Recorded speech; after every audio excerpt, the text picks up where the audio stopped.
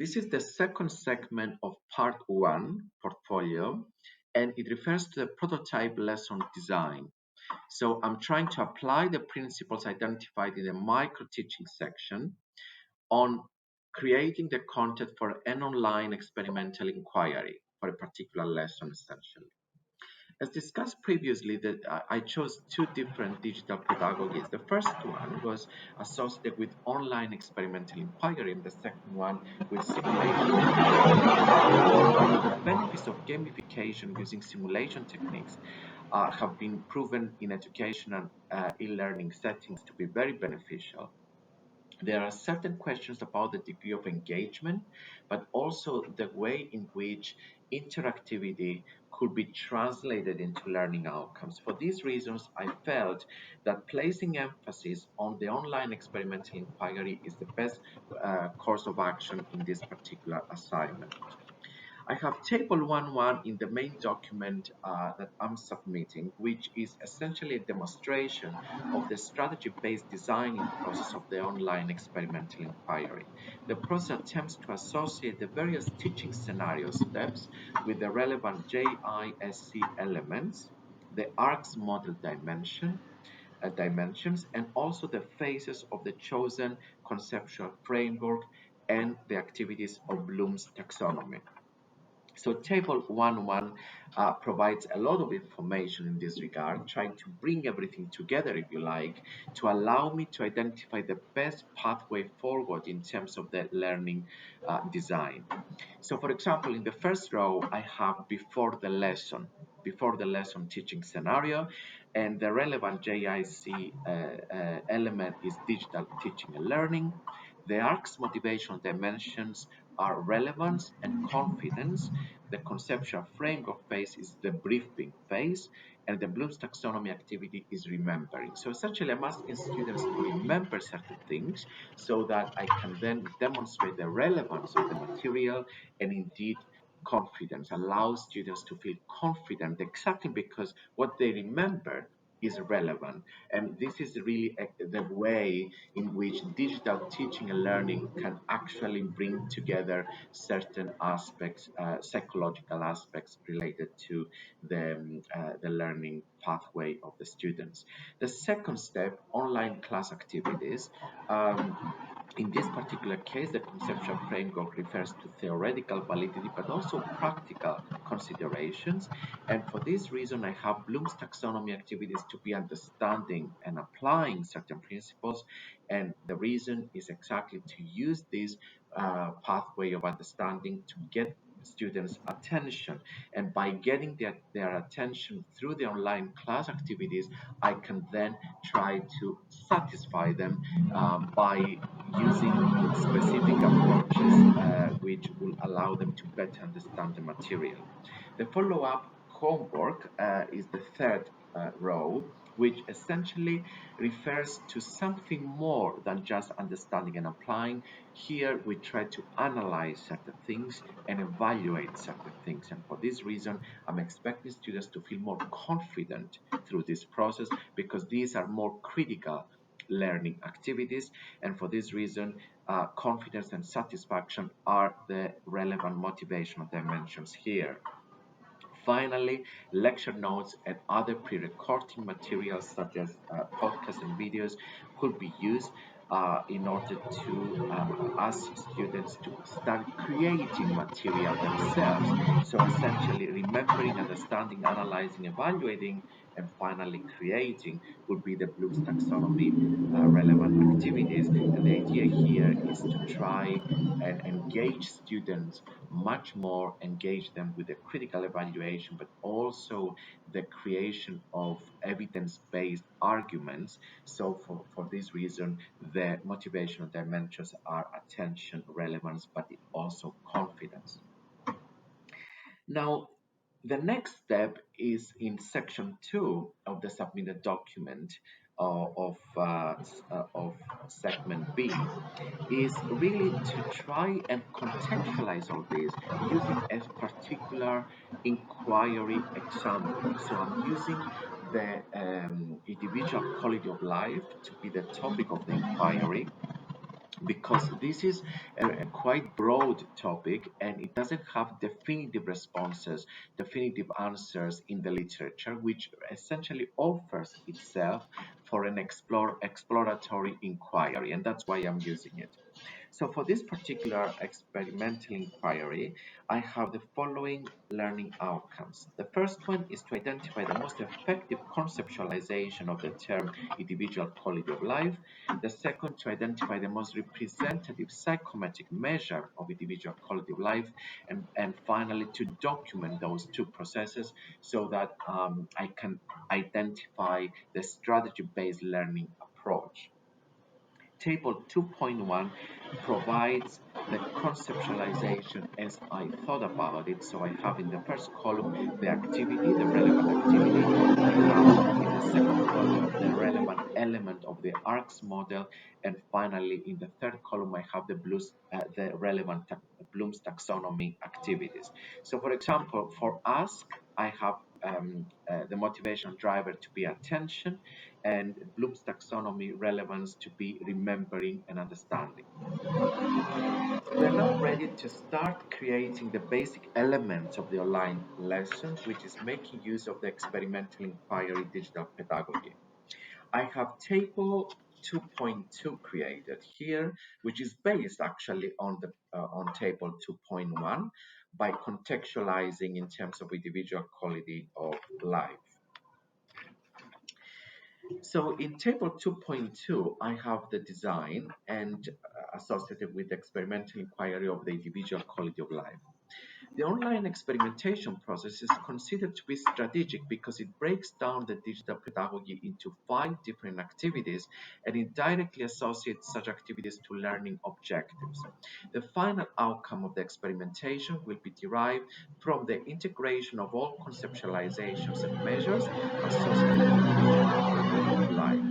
The process will complete the first lesson, which is what I want to create for this assessment, but it could also inform the content of a possible second lesson, referring, for example, to the critical evaluation of alternative conceptualizations or alternative measurement tools, which could be the objective of future research.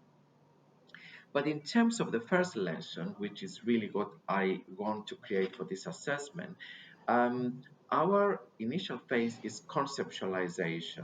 This is highly relevant to the learner's existing lifestyle and the positive aspect of having an ability, a capability, which is really an optimistic way of embarking on this exploration. So for this reason, I'm using the ecological approach, as we call it, exactly because I'm referring to the ability of a person to manage life.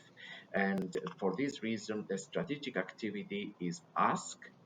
The strategic learning objective in terms of conceptualization is the ability to manage life. This is what drives quality of life. And in terms of measurement, I have the schedule for the evaluation of individual quality of life exactly because this particular assessment is relevant to the functioning capability of an individual. Now, it should be obvious that the content creation invests in the learner's inquisitiveness. Indeed, in the beginning, the learners are expected to become inquisitive and keep asking questions. That's why I have asked to be the main activity. The questions will provide a compass to the lecturer who will be in a position to reduce attention to specific themes and approaches that appear to be the most relevant to the learners.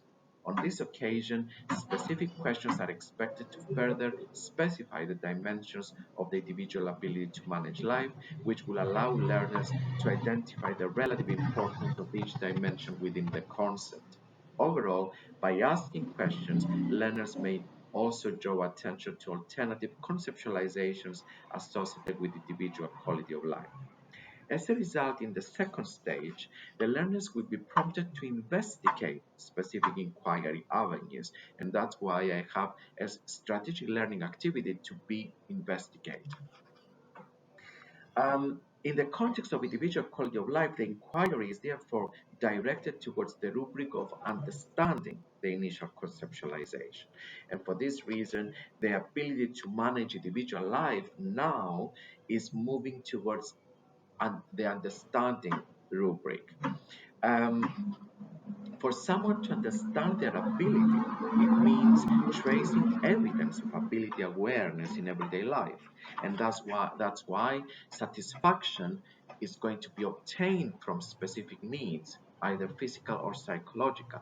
Given that our needs are directly associated with our broader health, physical and psychological as well, we use the instrument health related quality of life on this particular case. So we can see here that the strategic objective for the conceptualization becomes the degree of need satisfaction. It's a need-based approach. And for this reason, I'm using health-related quality of life to be the measurement, the designated measure of quality of life. Now, in the third stage of the inquiry, the experimentation is now advancing itself to a different, much more personal level, where additional levels of subjective life are considered, such as spirituality, sense of belonging, obtaining meaning from life. So these aspects are considered to be much more creative in nature, and that's why I have the type of activity to be create. The ability to obtain meaning and sense of belonging indicates that we follow a spiritual approach. So the conceptualization is spiritual approach. And at this point, essentially, we have a measurement which needs to take into account these spiritual aspects. For this reason, I'm using the spiritual quality of life subscale of the World Health Organization's quality of life, spirituality, religiousness, and personal beliefs brief instrument. So I'm using a spiritual subscale of a much broader measure introduced by the World Health Organization, exactly because I want to capture this spiritual approach. In the fourth stage of the exploration of the experimentation through the inquiry is the introduction of the utilitarianism point of view, which means we invest in the subjective preference formulation of the person. Stated differently, each individual is responsible for deciding about the importance of each dimension comprising his quality of life, and those dimensions are fully communicated via their stated preferences. At this point, the learners are expected to consider their preferences in life and then initiate a discussion. And that's why the type of activity I chose here is discuss. And the discussion should be about the way in which we formulate specific preferences.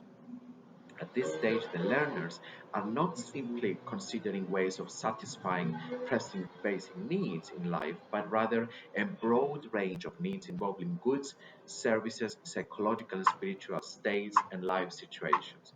For this reason, we are choosing for the fourth stage subjective quality of life questionnaire to be the designated measure. Finally, in the fifth stage of the online experimental inquiry, we have the intertemporal approach to quality of life, which essentially encompasses hopes, dreams, aspirations, and ambitions of the learners alongside other physical and psychological needs. So we try to take into account the time dimension, the depth of time. In other words, the learners are now expected to become much more introspective and look inwards as a mean of identifying subjective aspects of their well-being. The idea involves a much broader approach towards the concept of quality of life, which refers to the well-being essentially, and that's why instead of focusing only on the evaluative notion of quality, we try to incorporate subjective perceptions about what being well means to each one of us. For this reason, in technical terms, we use the subjective well-being questionnaire as the designated measure. And this completes the narration of the online experimental inquiry associated with the individual quality of life. This is essentially this essentially completes the second segment of part one of the assessment. Thank you.